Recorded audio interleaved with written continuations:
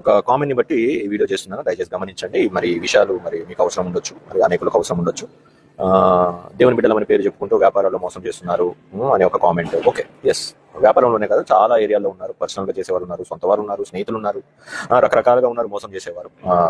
అన్ని విషయాల్లో ఉన్నారు, అన్ని రకాలుగా ఉన్నారు. కేవలం క్రైస్తవమే కాదు, క్రైస్తవంలో కూడా ఉన్నారు. అది ఇంకా బాధాకరమైన విషయం. కానీ ఇక్కడ గమనించాల్సిన విషయం ఏంటంటే, మరి మోసం చేసేవారు ఆది నుండి ఉన్నారు, ఓకే, ఇప్పుడు ఉన్నారు, యేసయ్య రాకడ వరకు ఉంటారు. నో డౌట్, దాంట్లో డౌటే లేదు. మరి మీరు మోసపోతున్నారు అంటే మరి దాన్ని దేవుని బాధ్యతగా చేయొద్దు. దేవుని బాధ్యునిగా చేసి మీరు మోసపోయి మీరు తర్వాత దేవుని మీద విశ్వాసం కోల్పోవటం, అలాంటి తప్పులు అస్సలు చేయొద్దు. అది చాలా చాలా చాలా ప్రమాదకరం. ఓకే, ఇక్కడ బైబిల్ జ్ఞానంతో మనం ఆలోచన చేయాలి. బైబిల్ స్పష్టంగా తెలియజేస్తుంది, మీరు పాము వలె వివేకముగా ఉండాలా, అట్ ద సేమ్ టైం పావురం వలె నిష్కపటముగా ఉండాలి. ఇవి రెండు బ్యాలెన్స్ చేయాలి.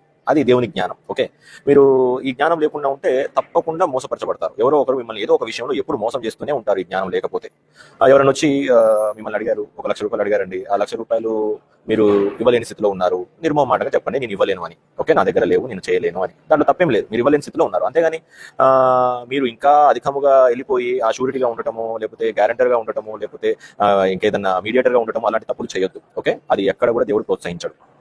అది ఫస్ట్ పాయింట్, అది క్లియర్. ఓకే, అప్పు అడిగే వారికి ఇవ్వండి అని మాట ఉంది కదా, దాన్ని బట్టి నేను చేసేస్తున్నా అంటే దాన్ని కూడా చెప్తా.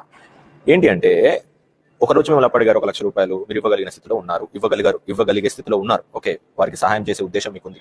కానీ మీరు వివేచించాలి, మరి వచ్చిన వారు మీతో చెప్పేది నిజమా అబద్ధమా, వారు చెప్పేది అసలు నిజమేనా, ఆ వివేచన మనకు ఉండాలి. కొంత టైం తీసుకోవాలి, ప్రార్థించాలి, వారిని కొన్ని అడిగి పరిస్థితులు తెలుసుకోవాలి, వాస్తవిక స్థితిని తెలుసుకునే ప్రయత్నం చేయాలి. రైట్, వారు చెప్పేది నిజమే, మరి నాకు సహాయం చేయాలని ప్రేరేపణ వస్తుంది, నేను చేయగలిగిన స్థితిలో దేవుడు నన్ను ఉంచాడు అని మీకు ప్రేరేపణ వస్తే మీరు ఇవ్వండి. ఎలా ఇవ్వాలి? ఏమి ఆశించకుండా ఇవ్వాలి. వడ్డీకి ఇవ్వటమో, ఇంకేదో ఆశించి ఇవ్వటమో, ఇంకేదో ప్రతిఫలం ఆశించి ఇవ్వటమో చేయొద్దు. ఓకే, దేవుడు మిమ్మల్ని ప్రేరేపిస్తే, మీరు చేయగలిగిన స్థితిలో ఉంటే, వారి అవసరత వాస్తవమైందని మీకు తెలిస్తే మీరు సహాయం చేయండి. ఏమి ఆశించకుండా చేయండి. తిరిగి వారిస్తే ఓకే, దేవునికి ఇస్తాం. ఇవ్వకపోయినా దేవుణ్ణి స్తుతించగలిగిన మనస్సు మీకు ఉండాలి. ఇచ్చినా ఇవ్వకపోయినా అప్పుడే మీరు సమాధానకరంగా ఉంటారు. లేకపోతే గలిబిలి గందరగోళంలో పడిపోయి మీ విశ్వాసాన్ని కోల్పోతారు. అది అత్యంత ప్రమాదకరం.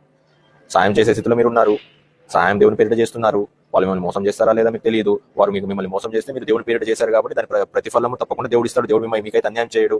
ఓకే, కానీ ఆ విషయాన్ని బట్టి విశ్వాసంలో తగ్గిపోవటము, విశ్వాసాన్ని కోల్పోవటము, దేవునికి దూరం అవ్వటము అనే అటువంటివి ఉండకూడదు. దయచేసి ఆ దేవుని జ్ఞానం మనం కలిగి ఉండాలి. వారు ఇచ్చినా థ్యాంక్ యూ జీసస్, వారు ఇవ్వకపోయినా థ్యాంక్ యూ జీసస్ అనే ఆ వివేచన మనకు ఉండాలి. ఆ వివేచన లేకుంటే మనం గందరగోళంలో పడిపోతాం. కాబట్టి మోసం చేసే వాళ్ళు ఉంటారు ప్రతి స్థలంలో, ప్రతి విషయంలో, ప్రతి సందర్భంలో. సొంత వాళ్ళు, బయట వాళ్ళు, స్నేహితులు, ఏదో ఒక రకంగా మోసం చేసే వారిలో ఉంటారు. కాబట్టి మనము వివేచన కలిగి ఉండాలి. మనం మోసపోయే స్థితిలో ఉండకూడదు. అందుకు దేవుని జ్ఞానం ఎంతో అవసరము. ఈ దేవుని వాక్యపు వెలుగులో మనం నడవాలా. మరి ఈ విషయాలు ఇంకా ఎవరికైనా ఉపయోగపడతాయని మీరు అనుకుంటే వారికి షేర్ చేయండి. God bless.